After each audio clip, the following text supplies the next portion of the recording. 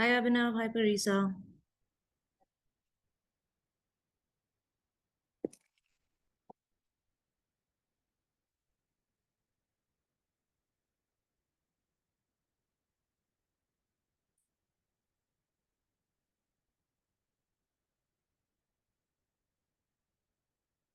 Hi Tulsi.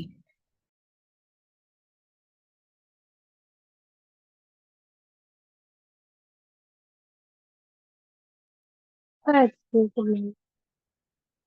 How are you?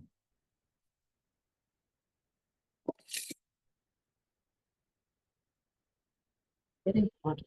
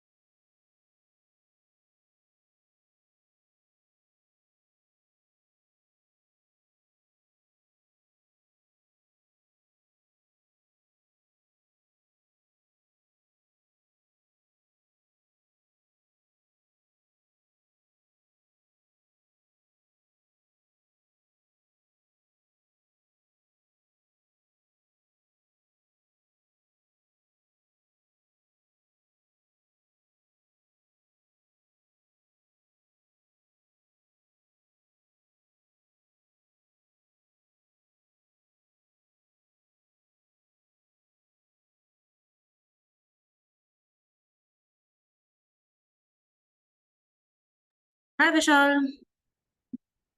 Hey Aditi, how you doing? I'm good. How are you? Good, good. Am I audible? Yes, you're audible, but you're Yes. not visible until you want to be that. Sorry, say that one time. I said that you're audible but not visible unless you want it to be that. No, yes. I mean, I'm going to just start the video. Is How it? are you? Long time. Yeah, hi. Yeah, absolutely. How's everything going? Going good. Listen, remind me, where are you based again? I am based in New York City. I would say my office is in New York City, but I live in about 12 kilometers north of New York, a place called Maywood, Hackensack, New Jersey. So, Oh, Hackensack. Oh yeah, I'm in Jersey City. So oh, totally not too understand. far. Totally Yeah. understand. Yeah, yeah, yeah, yeah. Very, very cool. So you are used to the. I mean, I never should complain about the weather because weather is kind of nice. Because before you know it, it's going to be cold, and I'll be complaining about that again. But how are you enjoying this weather? Yeah, looking at what's going on around us, around the world, right? Particularly global warming. I think it's still not that bad. So I would say that and particularly when sun is out, and then you can kind of spend some time with your do some barbecue, have some games together with with your friends. So I think I like this weather. Um, I think I've reached peak Jersey behavior because there are guys outside playing cricket. mhm. So have my what do you call that? The background noise on maximum. So if you can hear people playing cricket, let me know. I'm going to increase the noise cancellation even more. I mean, absolutely. And it's like Jersey City is particularly, is one of those places where we have very good, very sizable Indian population, right? Very So, sizable information. Yeah, yeah. yeah, 100%. That's another thing because people of our, suppose if you want to go out and have some, Indian, eat out in Indian places. I mean, and Jersey City, Edison, Parsippany, these are like few places where, you get everything. Truly, truly. Jocelyn, the person with so much courage, she's turned on her video. I get very happy when people turn on their videos. Not that there is any expectation, but always happy to see people rather than names. Jocelyn, am I pronouncing your name right? You are, Aditi. I Awesome. work remotely, so turning the video on is my one way of saying, hey, I'm human. I'm here. I'm here. Yes. What do you mean you don't prove that you're human through CAPTCHA only? So Yeah. good. Where are you based? I'm based out of Salt Lake City, Oh, Utah. Salt Lake City, Utah. Very cool. I'm gonna drop the link in the chat as well. I got to know about this individual. His name is Puru Kamath, and he's in Salt Lake City, Utah. And he did his EB2 NIW and EB1 all by himself. He Wow. stayed up nights reading the USCIS manual, understanding what are his rights, etc. He refused to go with a lawyer. I mean, whatever floats your boat, but whenever people talk about Salt Lake City, Utah, I think about Puru Kamath. He's there in the Slack community. You're more than welcome to reach out to him. Thanks, Aditi. I will. Yeah. Hi, everybody. Oh my gosh, so many folks. Vishal, I think we pitched your story in the right way because people are curious to know how you Yeah. went from chemical engineering to vice president AI ML. So I want to ask you because I haven't given you like any instructions. I want this to be pretty free flowing. Do you Mhm. have like a slide deck or some such that you want to present, or do you want it to be more Q&A-ish? Yeah, I mean, I wasn't familiar with the format of the, of your shows. So I was kind of not very, I'm not sure. So I have my story. I don't have any deck or any document to present, but I thought like, one of the reason why I really wanted to come here because I took a couple of years, few years back, 3, 4 years back, I wasn't sure, whether I can pull it off. So and I totally understand the mental situation when you are stuck in that place. And then I mean that's why I just wanted to wanted to just tell my story. If it can help at least one person, I think my purpose and 1 hour is kind of totally worth it. So 100%. No, I completely agree with that. How about this, Vishal? I'll put a structure in the chat and we can stick to that structure. So usually what happens is we end at the top of the hour because we want to be respectful of your time and everybody else's time. So we divide it on a 50-50 basis, right? So the first 50% of the time you're talking about your story, and the rest of the 50% of the time people have one-on-one conversations with you. They'll raise their hands, they'll ask questions, and we'll go from there.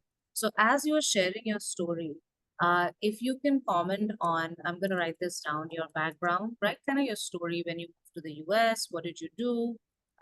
Why and when did you decide on EB1, right? And then your strategies of balancing the two areas of work. And lastly, 3 strategies that mhm. you would like people to follow, right? And this can be from your own journey, looking back, what could you have done better? How could you have optimized your time? If we can end on that note at 12:30, then we can give it up to people, right? And as Vishal is talking, I will also make notes and I'll share those notes with everybody, unless someone wants to volunteer to take notes. That could also be a strategy. Anybody wants to volunteer as tribute? Jocelyn is instantly Yes. regretting turning off her camera. Turn on No, her- no, I just unmuted to say I'm taking notes anyway, so I'm happy to share them onwards. Yeah, please share. I mean, one way of me learning, and I've gotten my EB1 in 2022, but I enjoy listening to everybody else's stories. It gives me ideas how to help folks in the community bridge those gaps, shatter those self-limiting beliefs that we have about ourselves, that, oh, I cannot qualify for EB1 because XYZ. Everybody qualifies for EB1, just to find a way to do it. So I'm really happy that everybody chose to join today, all 34 of you. I'm going to kick it off. Vishal and I met like I meet 99% of the people nowadays on my LinkedIn DMs. Vishal saw a post and he reached out, and one look at his profile and I knew that I wanted to talk to Vishal, and it only got more interesting from there because Vishal has a very interesting background. He has a PhD. I don't want people to tune out thinking, oh, yaar, like I need to have a PhD. No, there were things stacked up against Vishal as well. And I want you to learn from his story how he navigated those challenges, how he optimized on the opportunities that he had on hand and figured out EB1. And what can you learn from his stories that you can replicate in your context? So with that, Vishal, thank you again for joining us and for giving 1 hour of your time today. You have to when 12:30 p.m. If you get done before that, great. If not, after 12:30 p.m., we'll take questions. Cool. Over to Okay. you. Absolutely. Yeah. I mean, I don't have if there's like for some reason if we are kind of not track not on track on time, so just remind me, because I may get carried away with my, so just if somebody can keep a track of time, that would be great. I'll remind you. Okay, great. Thanks. So yeah, so I just wanted to give a little bit of context. I had an undergrad in chemical engineering, and I was doing some work in India. Of course, it was in management and in business management. Like things like bringing business for the clients and those kind of things. Whereas inside I knew that this is not the job that even when I was working in India 10 12 years back. So I was kind of not very sure this is what I really want. I wanted to do some more, I would say, more analytical, more technical work, which is more scientific. And I didn't have a background in computer science or anything. So the only option that I had at that point in time was to kind of pursue a higher studies in my undergrad area, which was chemical engineering. So I applied to a few colleges and the reason why I thought doing a PhD would make sense. And before I tell about PhD, totally agreeing with what Aditi said. PhD is not at all a kind of a mandatory qualification that you need. Many masters are doing it, and there's no reason why you cannot do it if you don't have a PhD. You don't have to do a PhD. But the reason why I went for my PhD was because I had like 3 or 4 years of experience working in totally non-technical area. So I thought like perhaps at that point in time, I thought, perhaps just a master's degree would not help me kind of project myself totally as a technical subject matter expert. So I thought like, what, I'm getting good scholarship and everything, and my wife supports me. So just let's go for it. 5 years in US, reasonable stipend, things should be okay. And I love research anyway. So I considered the idea and then came to Colorado. It's one of the most beautiful states in US, Colorado School of Mines, which is where I came to 2013 to 2018. I was doing my PhD. So what happened, my PhD was in chemical engineering and essentially focusing in oil and gas, right? So first couple of years, it was looking really fine. I was enjoying. But then what happened was that, around 2015, I got an opportunity to work with ExxonMobil, one of the top companies, to do my internship, basically. So great company, great culture, everything was good. But one thing which I was realizing that if I continue this path, I would end up, staying in Houston, working with oil and gas companies. My opportunities would be limited like that. I mean, I am a big, I like traveling and I like exploring new places.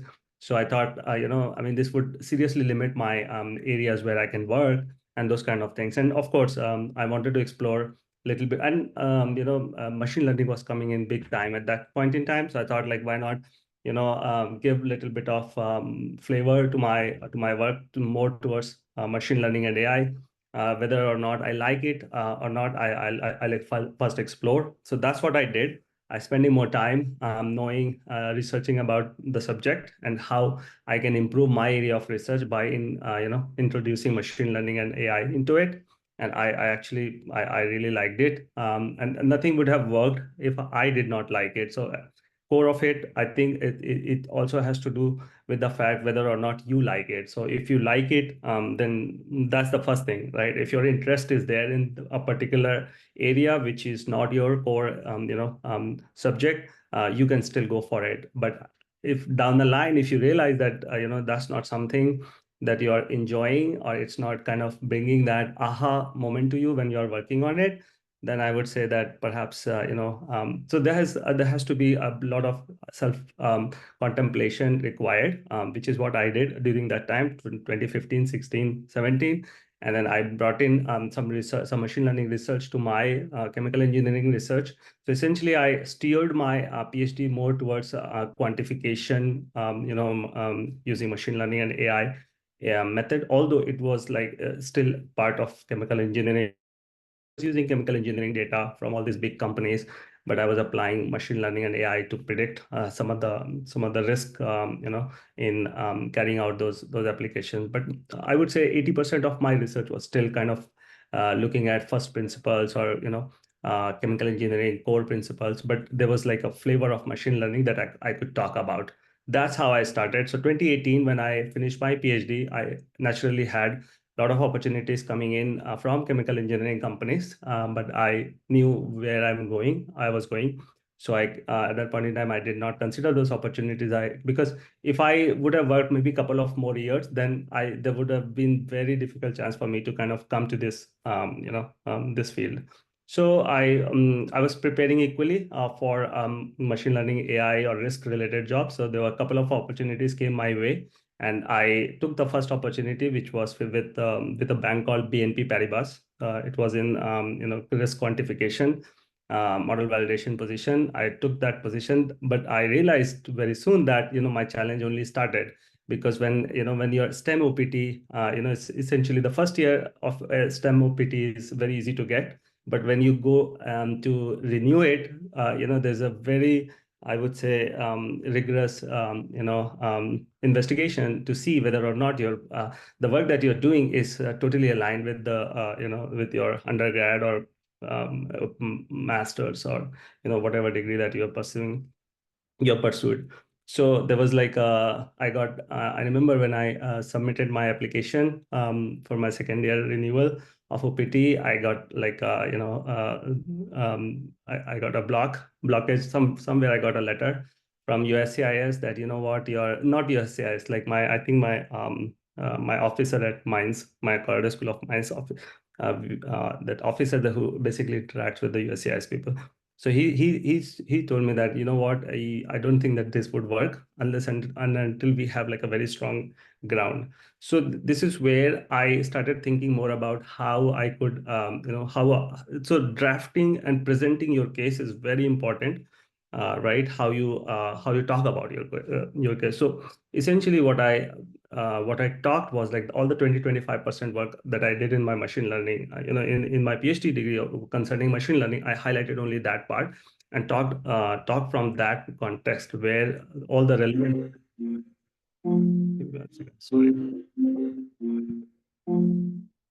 Sorry about that. So yeah, so then and then I based on the work that I was doing at the bank, my managers were super happy with my performance so far. So they oh,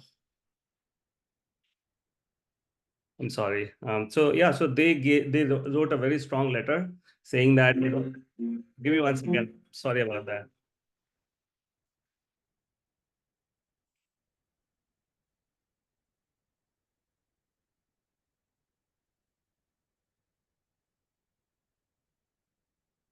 Sorry about that.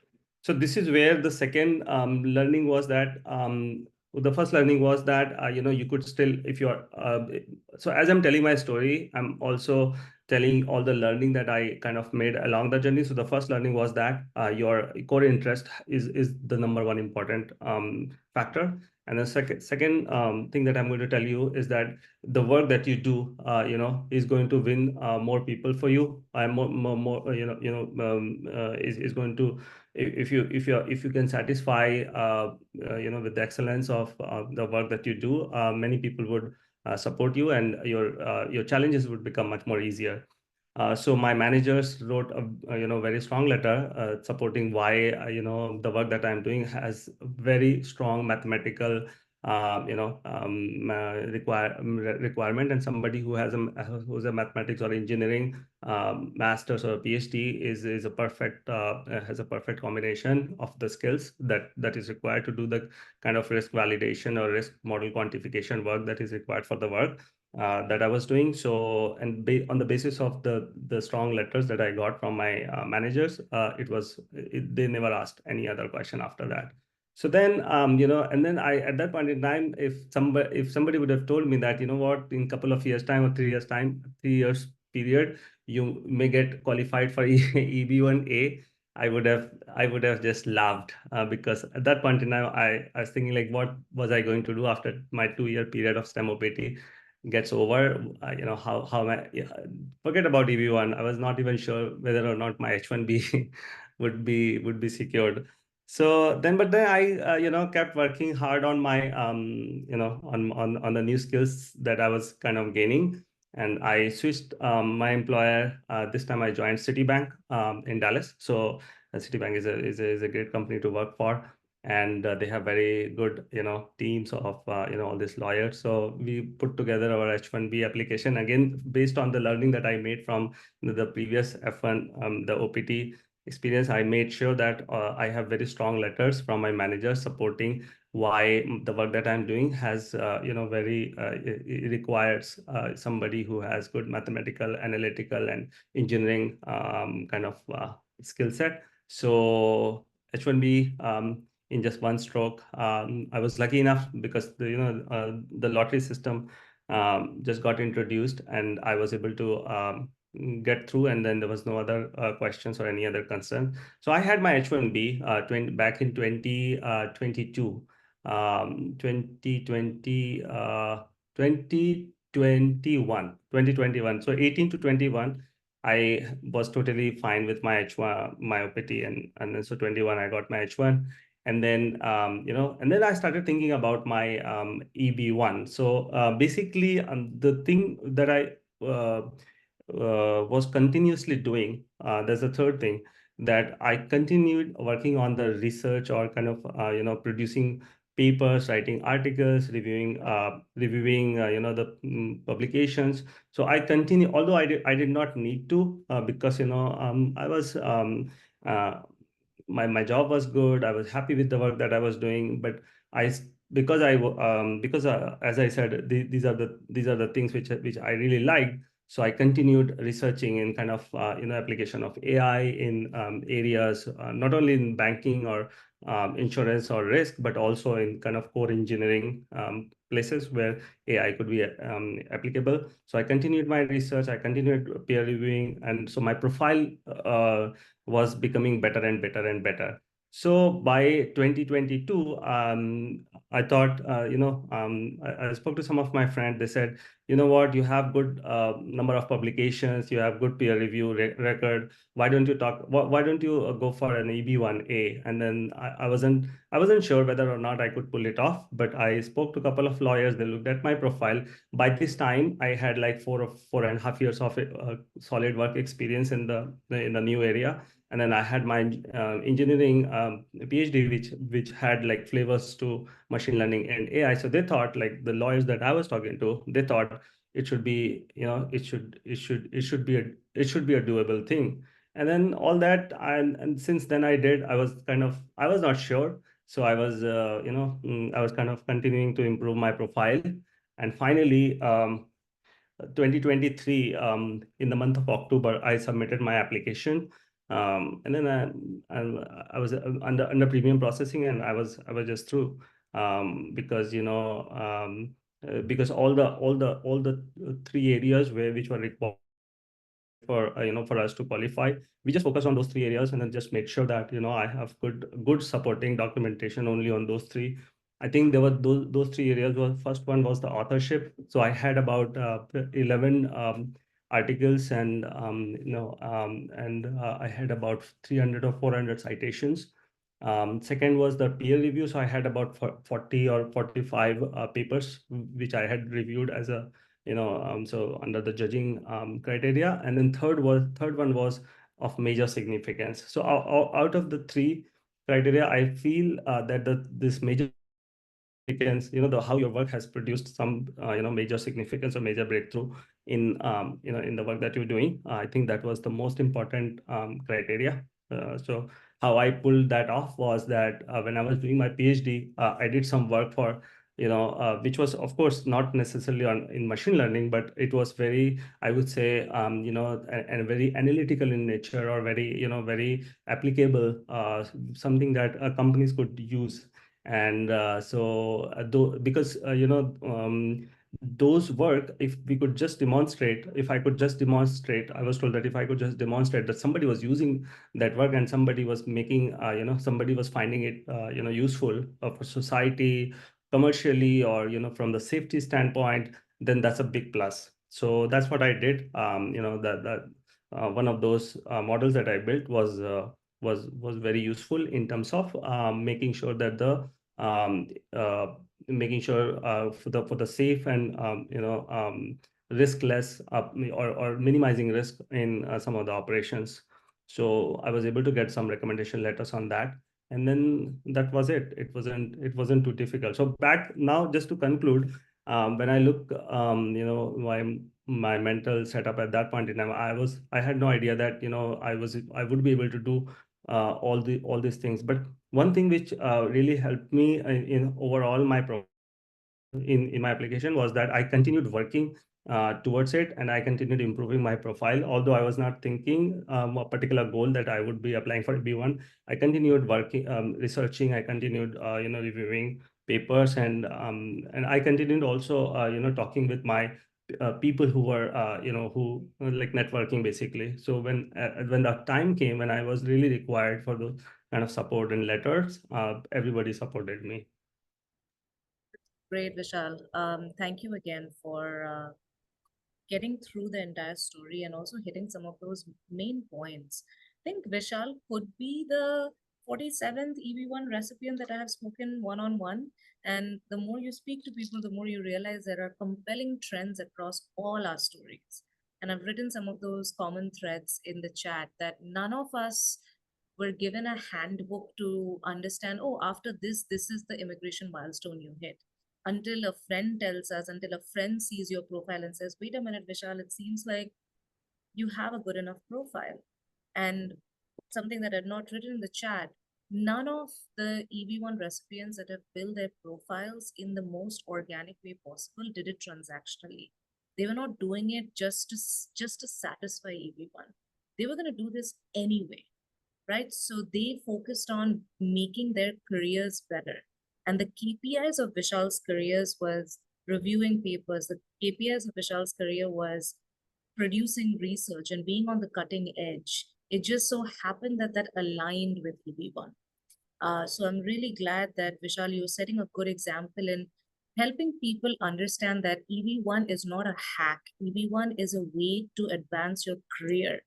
And EB1 is not seeing a software engineer and doing research papers. If that's not your forte, don't do it. Find out the KPIs that are relevant to your career and make a dent. So I'm going to give it over to people in our present today. If you have a question, please raise your hands. This is a good time to raise, like, the reaction button. Raise your hand and I'll go through the list one by one. But as people are raising their hands, Vishal, the last question that I wanted to ask you is, you moved to the US in 2017, or when did you move? 2013. 2013. 2013 to 2018, I was doing my PhD. So Okay, 2018 was when I started my job. got it. So 2013 to 2018, PhD done, 2018 to 2021, H1B, and then you got your EB1. So looking back, it kind of took you, what, 10-ish, 11-ish years to get your green card, you would say, right? Right. 11, 12 years maybe? what could you have done differently in those 10 years that could have expedited your process? What are those mistakes you made unknowingly that if you knew what you know now, you would have undone them?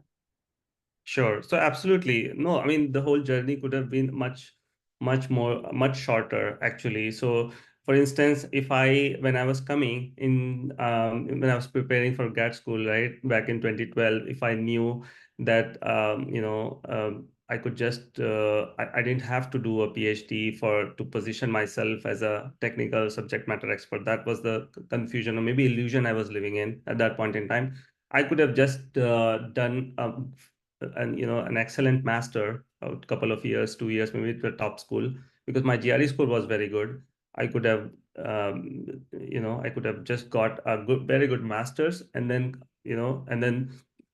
the only thing I should have ensured at that point in time was, if this was like, if whatever, like analytics or whatever that I was very much interested in, I could have just continued working with top companies, right? And then producing the cutting edge research for those companies. Or it doesn't matter if you're producing research for a company, or or for academic, or for any I would say any a government organization. It doesn't really matter whom you're doing all that work. The important thing is what you are doing.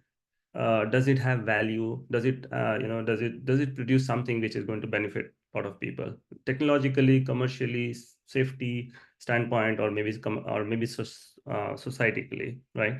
So that is the thing which is very important. So 13 to 15, I could have done a good master's, and then 15 to 2015 onwards, if I could have just applied, work, hopefully I would have done something good in during my master's, and started off with in a good company. And then 15, 16, 17, and then easily I could have got many years back. But the thing is, many times what happens is that we are unsure of ourselves, right? We are not sure. Most of the time we either undersell ourselves, or we are not sure of whether or not we could do it. So I would say that it's very important.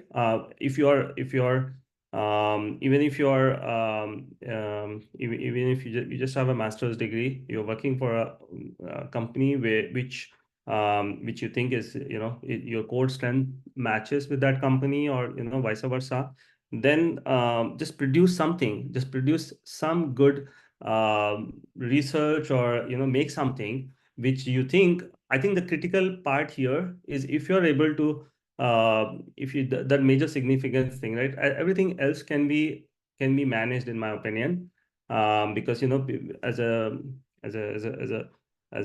employee, we would be writing something, or maybe we would be producing some good work. But if somehow we can demonstrate that the work that we have done has a larger value, I think that's the whole story.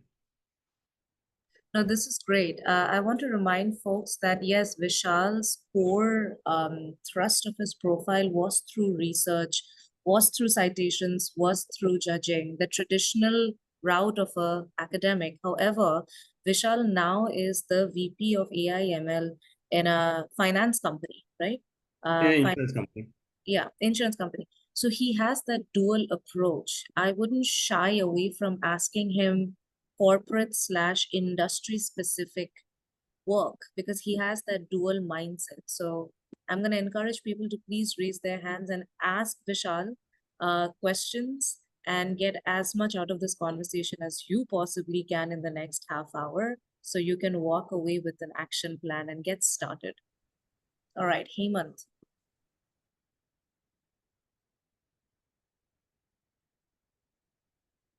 Hemant?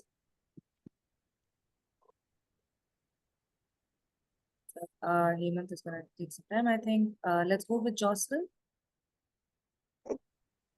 So, I've got this project management, program management profile, right? And what excites me is machine learning. I'm working on a graduate certificate in business analytics. So for me, now out of the blue, I'm going away from 2 decades of program management which I initially did not even think of as something that would create value until I recently started doing advocacy after being disabled. And I was like, hey, these skills are actually creating value for society. But um, you know, how would I go about doing that? Because now I'm going and doing this entirely different thing, and I'm like, gee, should I just stick around in project management for another year and another few years and get my green card out of it instead of doing something that my whole body and mind and heart wants to get into? Mm-hmm. Yeah, no, that's an excellent question, and I can totally relate with that. So I would give an analogy of whenever you are trying to do something which is a little bit different or totally different, I would say that think of it more as just think of a ladder, right? Ladder has several steps. So you take one step, and then you take another step, and then you take another step, and then you take another step, right? So you don't basically you don't just jump from the step 1 to step 10, right? You just take one step at a time. The reason why I said that, although it kind of it kind of it seems that it's a very kind of slow approach, but it's not, depending upon how you look at it. So the reason why I gave that analogy was that just bring you back to my story. When I was doing my chemical engineering, I did not completely, when I produced my PhD thesis, my PhD thesis did not say it is either chemical engineering or machine learning, right? It had some. So just think about the steps. So it had chemical engineering. From there, I was taking another step towards machine learning, so that I can tell somebody that, look, I am work. This is my area, but this is where I want to go, and they are related, right? They are not mutually exclusive areas, right? AI, machine learning, at core of it, it's kind of they are basically mathematical in nature. Chemical engineering is nothing but mathematics in the background, right? So you can always find some overlapping areas where you are going to step towards, right? So, for instance, you gave an example of project management and machine learning. There are many project managers who are excellent machine learning engineers, because without knowing machine learning, if you're a project manager, like in a top position, if you don't know the technology, right, you would not be able to communicate with engineers, you would not be able to talk to the developers, you would not be able to talk to the ML ops people, unless and until you and more. See, one of the problems which I faced when I was also like a project manager when I was working in India, right? But the thing was that I was not very technical. I was not a technical expert. So what used to happen was that people did not give me a lot of respect when I was communicating with them, right? They thought, oh, you know what, like he doesn't really know what he's talking about. So that's why I always wanted to get more and more knowledge, right? So now I can even do a project management work because I understand the technology, right? But that was not the case back several years back. So just to give you just kind of to relate with your example, is if you want to add on certain things, you don't have to compromise, or you don't have to sacrifice the skills that you have learned with so many years, right? Even if you want to get new skills, add on it, but just make sure that you're presenting it in such a way that people, it's all about storytelling, right? You are just telling that how with the added skill, the work that whichever is your core expertise, how that has how you would be able to offer like much larger value to the and if you have done that already, it's just like how you're documenting it. So if I'm trying to use ML, as my core expertise, I want to show how ML has improved and then take the story forward with AI and ML and how it creates value. Right. So don't leave the expertise that you have on project management side. That's something that you've been working on. Mm-hmm. Show that your project management expertise with your new ML knowledge is only going to is only going to make you somebody who does not have that kind of expert. Somebody who comes only from a ML standpoint doesn't understand the intricacy of project management, right? He would not be able to deliver the way you would be able to. So like it's always 1 plus 1 is not 2, 1 plus 1 is 11. That with that approach, if you look at your combination of skills, you would be able Okay. to tell a good story. All right. Thank you. I, there are things that like you pick up because you know the journey that like sometimes you may miss. I'm going to reiterate what Vishal said. He said, the way you present yourself matters more than what you are, right? So currently what the kind of mindset that you have is a very F1 OPT H1B mindset, where all your petitions for immigration have been aligned to your job title, have been aligned to the degree that you have. EB1 is independent of that. Just because you're a VP of some company doesn't mean that your EB1 petition needs to say that you're the VP. You can position yourself in a way that fits your agenda.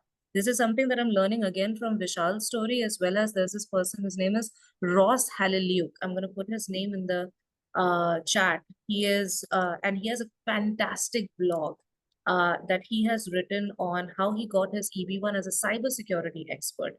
And he had a much chiller attitude than I thought an EB1 person got. Like he just said that, you know what, Aditi, I just read the 10 criteria and I look back at my work and I was like, you know what? I think I have a lot of these. And the other thing that I realized is USCIS says you have to be extraordinary in your field.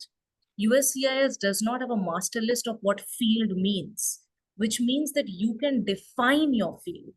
So you need to be able to think very strategically that how do I present myself? Right? That's what Vishal is saying over here, that don't discount any work that you have done. Find a way to fit it in the narrative that you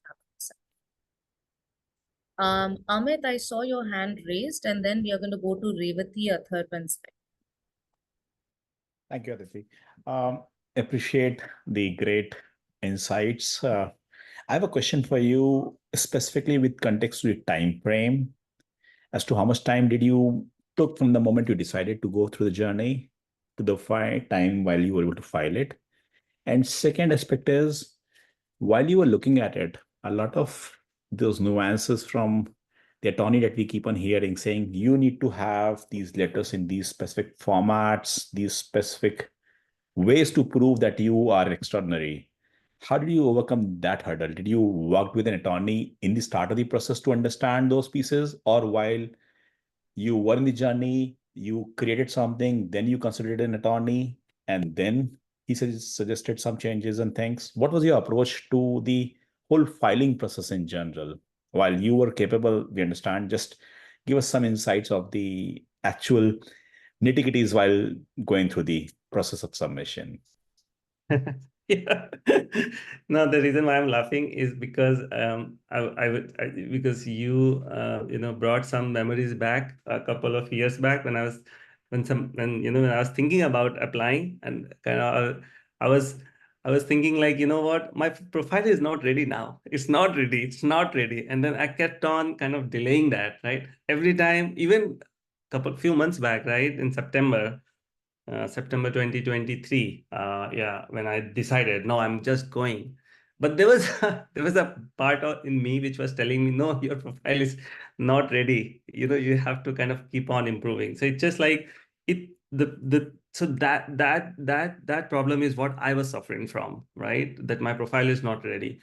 So um, I basically, the work that because of all the work that I was doing with Citibank and lately with New York Life Insurance, the company where I work now, I was very, I would say that most of the time the work is so consuming that you would not you would not get much of the time.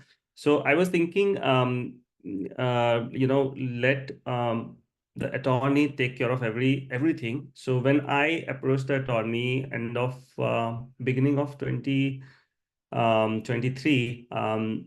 I just told him or her that I'm not going to do anything. Just send me everything. This is my profile. Just send me everything, and I would just I would just get those letters, whatever those letters are supposed to be coming from.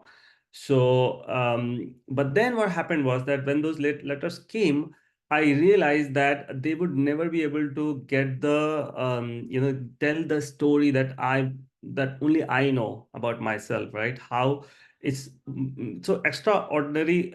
It's a very big word, right? Extraordinary capability to prove that. But if you take a step back and just try to understand how you could demonstrate the work that you did is very exclusive, right? The work that you did is something that nobody, not maybe not this way, but the work that you did produced some value. I think that's a fair way to say it. So the work that you did, if that work has produced some value, then it becomes pretty much because then that's very unique to you, and that's very unique to the world to which you presented your work to.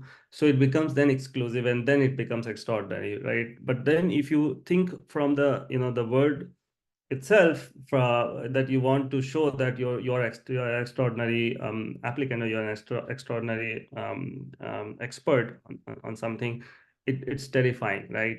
Nobody believes that they are extraordinary. At least I think many researchers, there is this there is this syndrome. They always think that they could improve, they are imperfect, or of course most of us are like that. I think most of the sane people think that they have weaknesses and their profile is not perfect, right?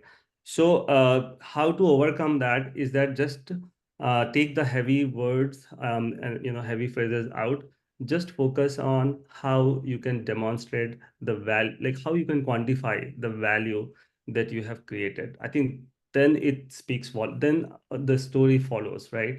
You start with thinking the work that you do, and Aditi knows much more on this, because I'm only talking from my context, right? My perspective, because I'm only thinking about those three criteria on which I presented, because my case is very specific.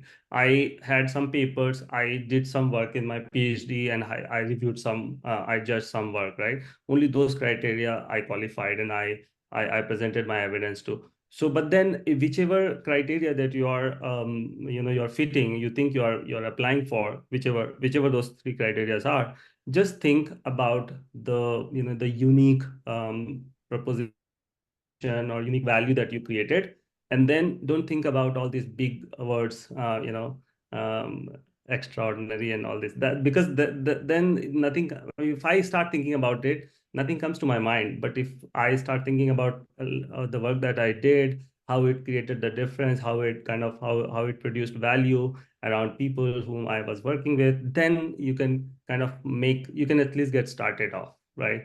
So that's what I wanted to just mention, that just think about the value that you're creating and you want to talk about. And then of course, when it gets refined 5 or 6 times, then of course when you read the letter, you will be surprised that this looks so good. Shall, just a clarification on that Yes, aspect I itself. want to hit pause on that. We have four more folks, and we have questions from them as well. If we still have time at the end, we'll circle back to you. We want to make sure that everybody gets time to ask their questions. Revati and then Athar. Hi, good morning. Good afternoon, actually. Thank you so much for organizing this because it really means a lot. I am really early on in my career to start with the EB1A journey, but I would love to dwell a little more on it. My question is, my background is automobile engineering, and I worked in the field for a couple of years and then continued my master's here in the US. I have some research papers from my undergraduate studies, but they're more aligned towards automobile engineering and emissions and fuels and material science. But my master's is more into engineering management, analytics, data science, and AIML, very, very similar. So my question is, does that work in academia matter right now in my master's, since both the fields are very, very different? Like, will Yes. it be So counted? sorry, I didn't mean to cut you. Go ahead, please. No, it's fine. You can go ahead. Yeah, so absolutely, same situation that I was in, and my answer is absolutely, absolutely. You all the research that you produced in superficially it may not look very well connected, but it's how you tell the story, right? It's how Mhm. you tell, because every scientific work. I mean, look at that, right? That was also some kind of scientific mathematical work, right? And then this is also AI/ML is also a scientific mathematical work, right? With under no way you could have, there must be a lot of insights that you got from that work, which you can show or you can talk about it, right? At least from the quantification standpoint, mathematical or analytical, which you are applying now. So absolutely, don't discount anything that you did. And particularly if you wrote some papers, if you got some citations, absolutely. And just one more addition. So I worked with a lot of volunteering organizations like the UN and ISEC. Does this also count towards your EB journey? Like does it really make a difference? So yeah, so then it depends. Sorry. Then I was going to say that it depends on then criteria, the criteria, under which you are qualifying, because it's very, very specific. So with your first example, yes, because if you're presenting yourself as like, author or whichever criteria or maybe major significance in that context, it qualifies for that. But then volunteering, I'm not sure, because then whatever skill set that you are presenting, for you to have, everything, all your story have to be kind of revolve around that theme, right? There has to be a single theme, and all your criteria and all your stories have to make one point very clear, that you are very you're an expert in that particular field. So if volunteering is going to be your field, then yes. But if it is not, then I would have to do more research. Okay, thank you so much. That does answer everything. Powering through a third.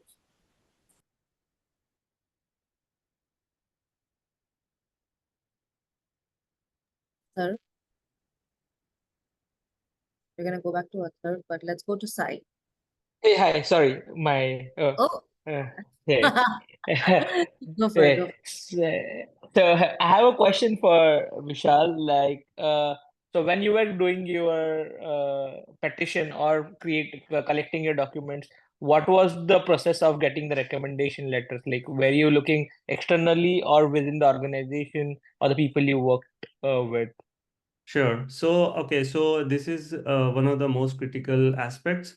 One is that people who have never met with you, or you don't know them, right? So, for instance, like say you wrote a paper, and then somebody cited you from China or say South Korea. So those are the people who don't know you, who haven't seen you, but they are producing more like an independent. If you could get some of those people to write about you, then USCIS sees those kind of references more as an independent piece of that those have, like, those letters have more, I would say, credibility, right? So you would certainly, at least in my case, I had four or five those letters coming from totally those kind of places I've never visited, Japan, Korea, Russia. These are the places I've never visited. So, but there were researchers who cited my work, so I was able to contact them, and then they were able to produce,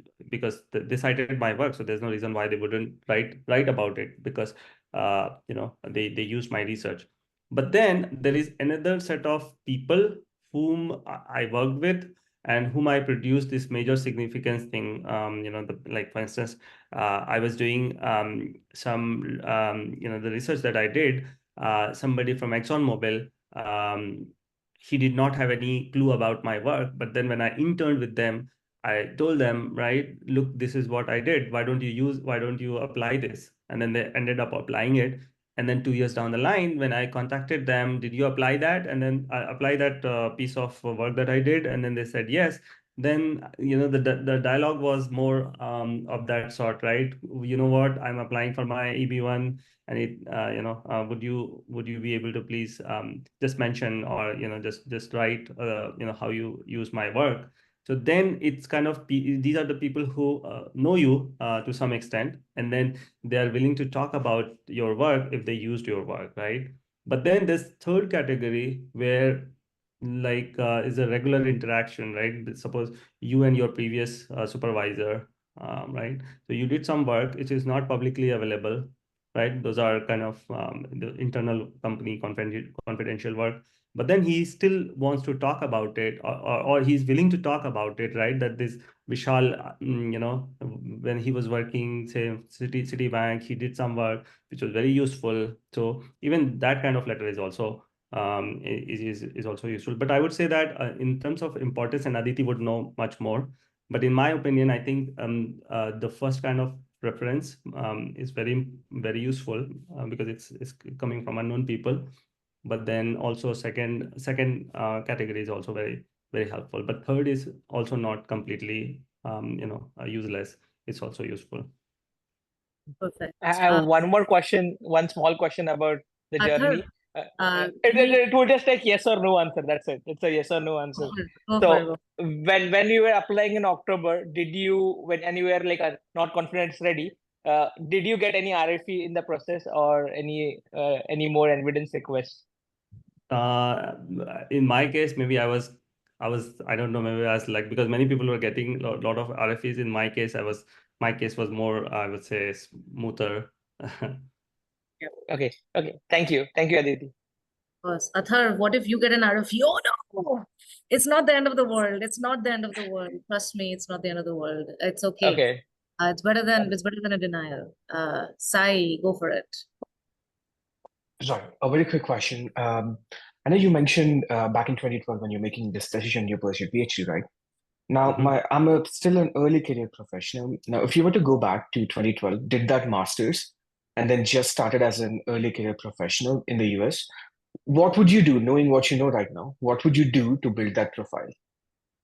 So yeah, so think this question in this way, right? So regardless of whether you work in a university or in a company, right?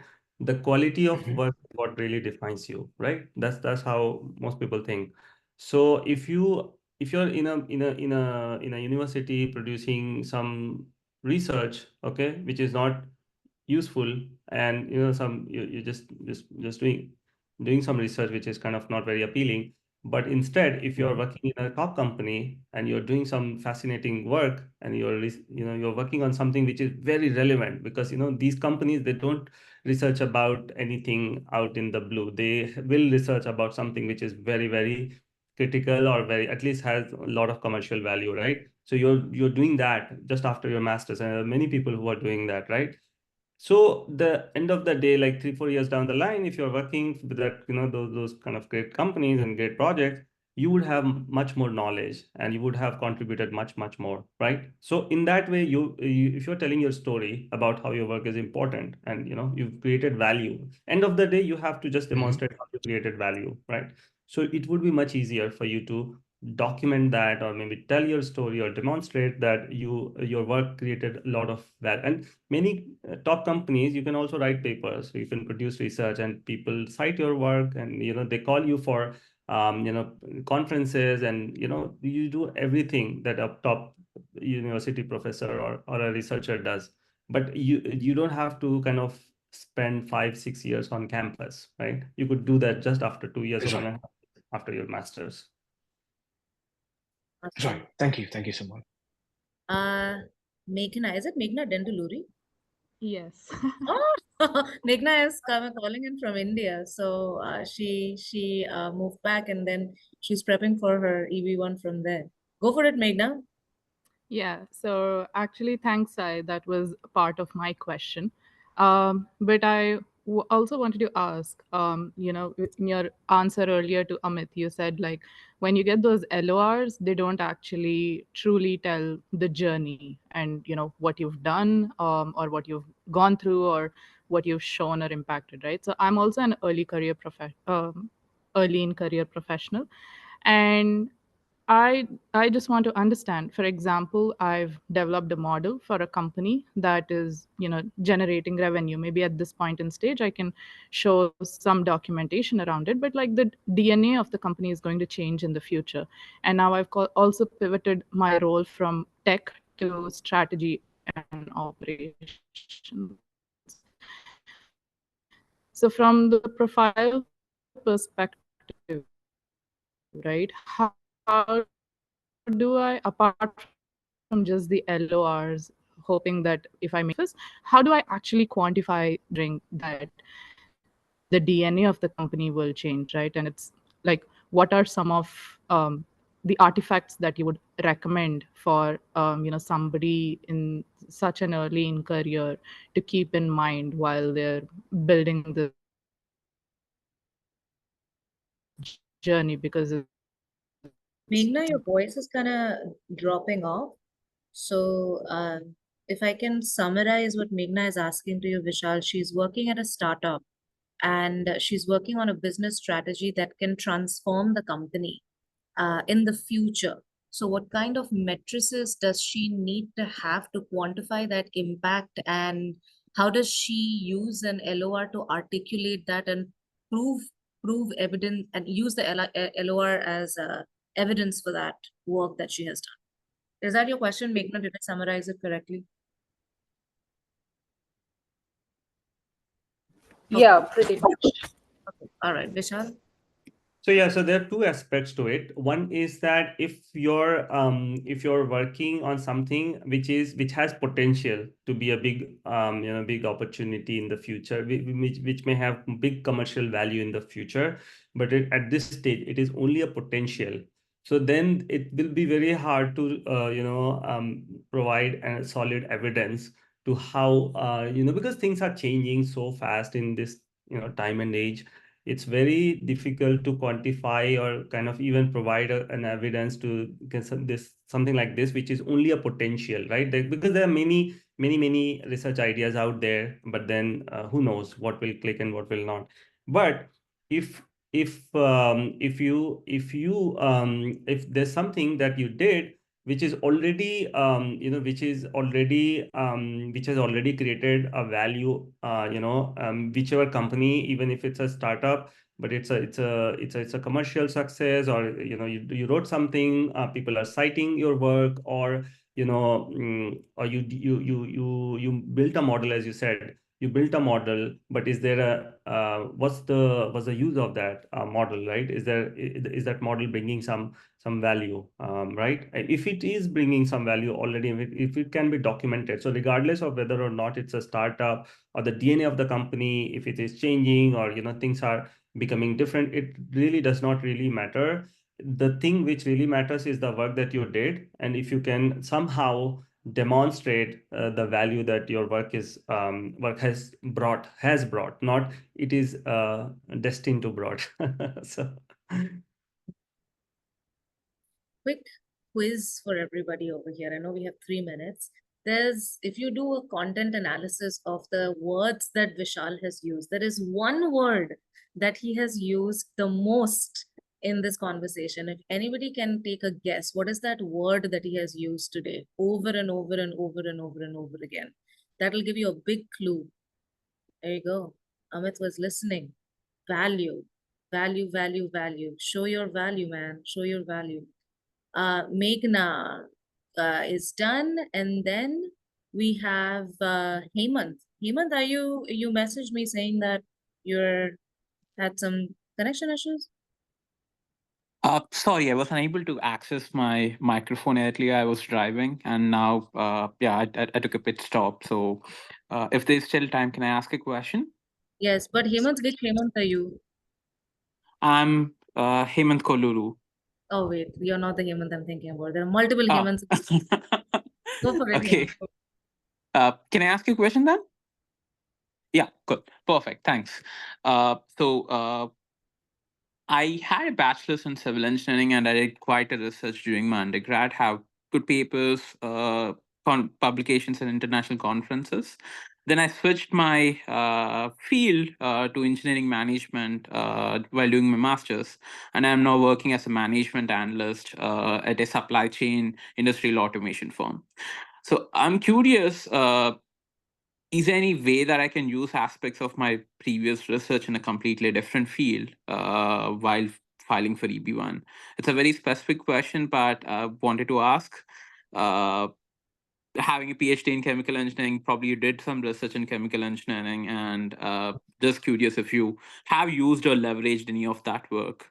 yeah, of course. I mean, all my subject matter expertise, if you look at it, right, it is core chemical engineering because that's what I did in my, in my PhD. But I just presented, I'm not saying that, so it all depends on how you present your story. I think if I have to say the second most important word, Aditi, that's going to be story, Present yourself. storytelling. But That's yeah, completely. right. Because after value, because value, it's the most important thing is how you tell your story. So if you're so even if my work was core, it was using core chemical engineering data, right?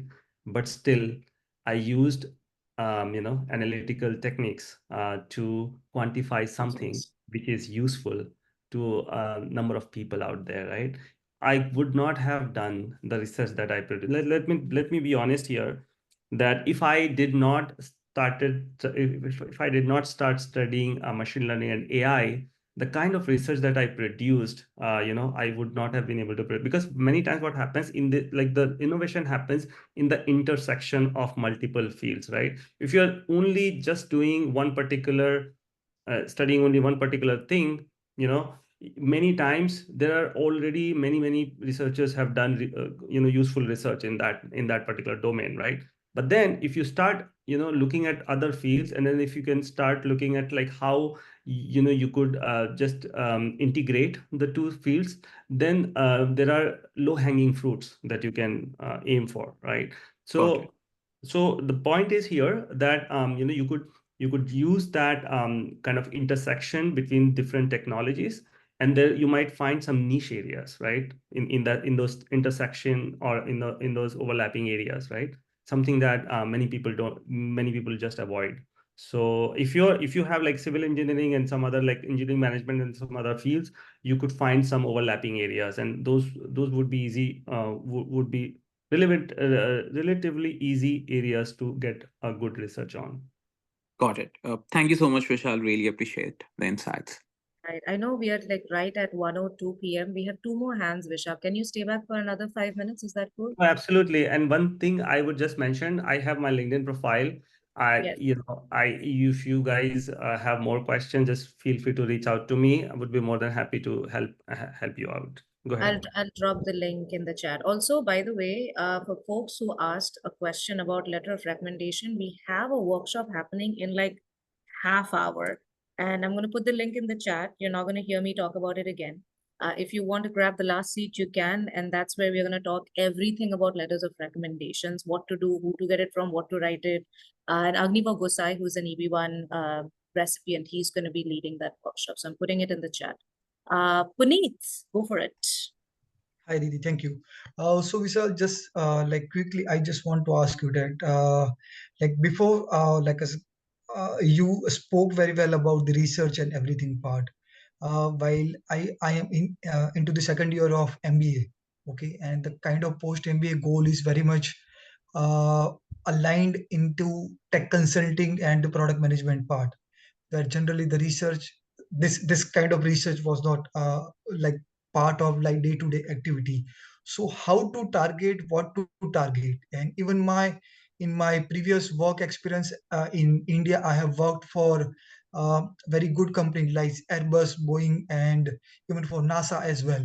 Okay, so just like how to align that and what to target, and even for the post MBA, what set of companies I should target, where to focus, how to focus. Yeah, if you So can. if you're sure, if Thank you're you. yeah, so if you're targeting EB1, then I would say that target companies which are big on innovation, right? Technology companies, because this is where you could show, like again, going to the word that I use so often, value, right? All the work that you have done, you have to just think that how you could demonstrate that you brought value. So if you are working, say, for a technology company, then it will be much easier for you to talk about, because the innovation is happening all the time.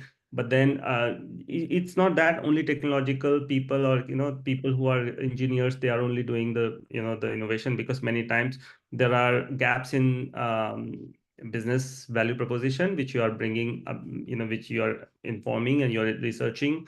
And yeah, so if you could talk about, and also there is a commercial value, you could also quantify everything that you've done or you're doing, more from a commercial standpoint, because that's also one of the major ways you can quantify the major significance criteria, by showing how much value did your work or your team brought to the work. So I would say that it's business is totally fine. You just need to be able to think a little bit more. So whenever you think, like you raise a point, right? Where to start and all. So always start with value, like how you can really talk about the value that you are bringing in.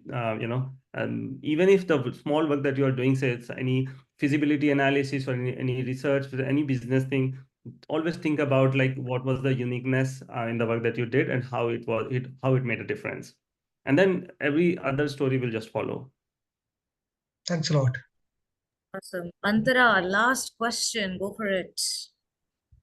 Thanks, Vishal and Aditi, for this session. So the question I have is, if someone has a background in data analytics for a long time and they just moved to design, which is product design, but they're still serving a product that is very data heavy, how can they still, in the letter of recommendations, how can they still write about the value that they created in their last job, which was purely focused on data analytics, and can they still go back in their older whatever job they were doing and ask the people who they worked with and still show the value that they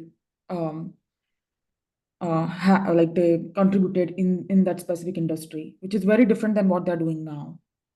Right, right. So regardless of the difference in the job roles, right? If you think that the data, it was very data heavy, or it was very, there was a lot of analytics going on. If you can somehow demonstrate how the current design is related with the analytical work that was being done somehow, or the design was literally dependent on the the analytics work, then the story, it's all connection. Remember the ladder analogy that I gave? If you could just demonstrate how the two seemingly unrelated work is somehow related, if you could just think about it, or if you could just document about it, then it should be all fine, right? So may I ask you, do you think that the design work that is that you're talking about, that is your current job, is that heavily dependent or somewhat dependent on the analytics work? Not really. At all? But the job requires somebody who's comfortable with data analytics and But then technique. any outcome from that analysis work, any outcome, even the smallest outcome, is that potentially, or is it possible to be used in some way in the design conceptualization or any phase? Oh yes, at the end the concept is problem solving. So Yeah, so creating it's all right. problems. So So yeah, right. It's all about how you connect the dot, right? How you connect the two dots that are in front of you. So you don't have to lie, but you just have to be creative to just tell the tell the true story, right? Or tell the complete picture, basically. So that's all you have to do. Just connect different skill set or different roles, and then you have a story. thank you so much. Perfect. Arun, unfortunately, I would Yeah, have to reach I out. just have one yes or no question. Arun, we really need to let Vishal go. Okay, okay. I would. Just one yes or no question. Okay. Go Also, ahead. my question is that do we need to have some press or media coverage to show that our work is of major significance? I think that's a better question for Aditi, because I didn't opt for that criteria. Yeah, that's So, major it's never significance. it's a never yes or no question, Arun, without any background and contextual information about you. It's hard to say, yeah, you need major media, and that is the reason why you'll see a whole bunch of, might I argue, fraudulent practices that are not true to your EB1 profile that are gaining a lot of traction that should not be gaining traction. And if you are looking forward to learning about some of those fraudulent red flaggy practices, I would encourage you to come to this webinar, not next week, but on June 22nd, when we are doing a webinar with Rudra Roy Chaudhary, who got his EB1 done in 4 years. He came to the US in 2018 and somehow he got his green card. It's 2020, and then he got his green card this year. So we are going to call out on some of those strategies where just doing media or just showing publications is not going to move the needle for you. So unfortunately, it's not a yes or no question. Does that answer your question? Yes, yes. All right, Vishal. Any last words of advice for the 36 people who have still stuck around? Any last words of advice? Yeah, I mean, I think, yeah, sure. So absolutely, I think the thing which I'm going to say now is the most important thing. Okay, it's more important than all the story and everything. That is the thing which is be positive. You have to. This is something that I was suffering from, right? I was never confident that I would be able to pull it off. But if I have to tell something, from that like 3-year-old of me, of my version, I would always say that anybody who has not even a master's degree, even undergrad, can qualify for EB1. You just have to work on your profile for a year or two, and you are there. It's just like consistent effort that you have to put in. So hope or positivity is the thing which I think, because many times when you're on the journey, you lose positivity, right? Because so much is the process is very rigorous. But you just have to keep reminding yourself that if you keep on working your profile consistently, you would get there no matter what. And if you can remember this and continue working on it, you would get there. That's the thing. Perfect. Could not have said it in a better way. Thank you so much, Vishal. Please reach out to Vishal. His link is in the chat. I've also hyperlinked his profile in my LinkedIn posts. So thank you again, Vishal. I really appreciate it. And give it up to all of you, all 33 of you who stuck around and invested 1 hour of your time learning about the strategies that you need to take to claim your freedom and get that green card and live freely, live at peace. Thank you again. Bye, y'all. Thanks, Bye. Aditi. Thanks, Vishal. Bye. Thank you. Yeah, Thank bye. you, Bye. Vishal. We appreciate it. Thank you. Thank you.